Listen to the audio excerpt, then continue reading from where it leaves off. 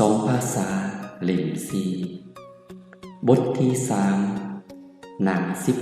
15ห้องปอสีการรักษาอนามัยมื้อหนึ่งในชั่วโมงเรียนภาษาลาวเรื่องการรักษาอนามัยนายครูได้สนทนาและถามนักเรียนเกี่ยวกับการรักษาอนามัยนายครูถามนักเรียนว่าการรักษาอนามัยเราต้องรักษาอนามัยบ่อนใดแดเท่าวันทองยกมือขออนุญาตแล้วตอบว่าการรักษาอนามัยเริ่มจากทำความสะอาดทางกายตนเองเครื่องนุ่งห่ม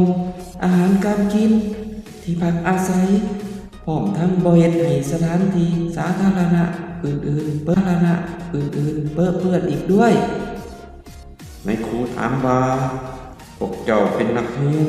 ต้องช่วยกันปัดกวาดพื้นห้องเรียนแนวใดนางจันทาตอบว่าพวกข้าน้อยต้องช่วยกันปัดกวาดพื้นห้องเพดานเช็ดถูโต๊ะ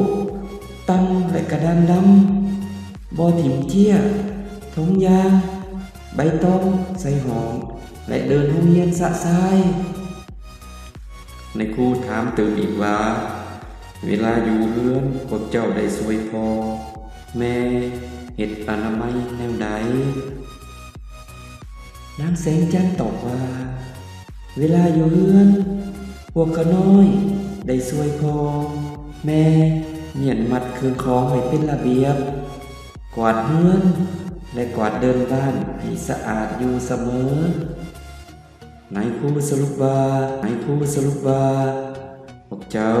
รู้จักรักษาอนามัยร่างกายเครื่องนุ่งห่มห้องเรียนและเรือนซ่านให้สะอาดอยู่เสมอจึงเฮ็ดให้สุขภาพแข็งแรงปราศจากโรคภัยต่างๆ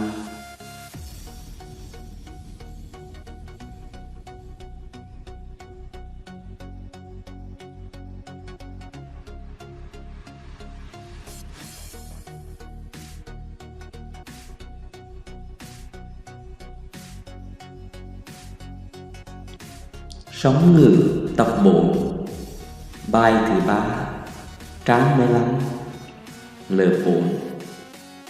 Giữ gìn vệ sinh. Một ngày nọ trong giờ học tiếng Lào về chuyện giữ gìn vệ sinh, thầy giáo đã bàn luận và hỏi học sinh về việc giữ gìn vệ sinh. Thầy giáo hỏi học sinh rằng việc giữ gìn vệ sinh mình phải giữ gìn vệ sinh ở những nơi đâu? Thảo Văn Thong giơ tay lên xin phép rồi trả lời rằng việc giữ gìn vệ sinh bắt đầu từ việc làm sạch sẽ cơ thể của mình, áo quần, thức ăn, thức uống,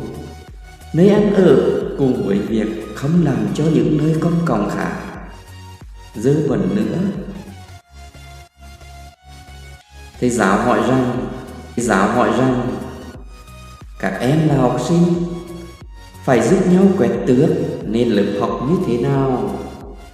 Nang Chân Tha trả lời rằng chúng em phải giúp nhau quét dọn nền lớp, trần nhà, lau chùi bàn, ghế và bảng đen, không vứt giấy, bao bì, lá bừa bãi vào lớp và sân trường. Thầy giáo hỏi tiếp nữa rằng lúc ở nhà các em đã giúp bố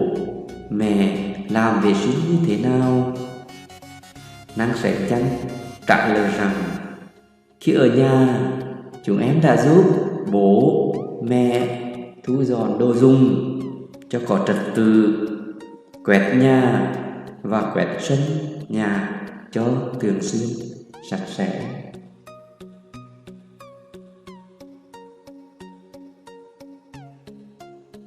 Thầy giáo kết luận rằng các em biết giữ gìn vệ sinh cơ thể, áo quần, lớp học và nhà cửa cho sạch sẽ thường xuyên nên làm cho sức khỏe tốt, tránh khỏi mọi bệnh tật.